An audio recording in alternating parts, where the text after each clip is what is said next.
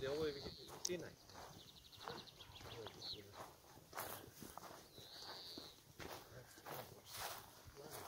Ali ne bi se reklo da je to toliko visoko.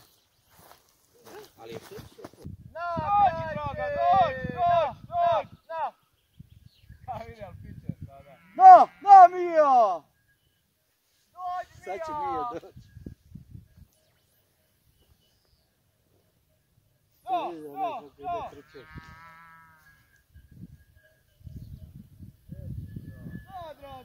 droga, na!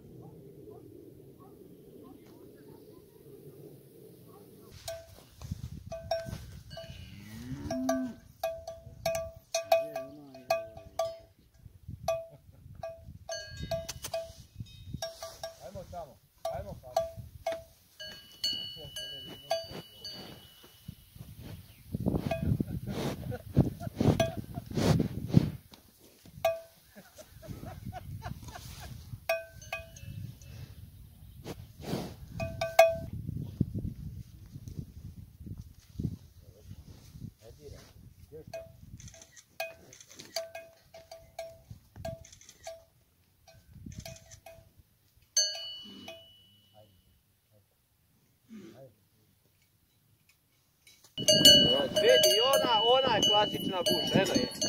Eno vidiš onu crnu, to je klasična buša, eto je. To je baš lička buša. Ja sam Bariša Dejanović i vlasnik sam OPG-a zajedno sa dvojicom svoje braće. Farma se nalazi na mjestu Visuć, općina Udbina. Farma je na visini od 900 metara pa dalje, na više. Mjesto je to dakle Plješevica.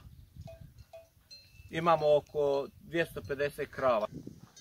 Ja sam Franjo Dejanović, radimo tu evo već nekoliko godina, ja i braća. Ovdje kao moj poslu je sve lipo i dobro, nema što. Da ima manje vuka, da države da ostrel, bilo bi još bolje. Da imamo malo struje, malo vode, svega da imamo po zero, bilo bi još lipše. Ali sve i to je opet dobro kad je blago zdravo. Mi smo veseli i eto, tako pomalo uvijek radimo. Nema nekih posebnih problema, sem to što sam rekao za vuka, struju, vodu. Ostalo će sve biti valjda bolje.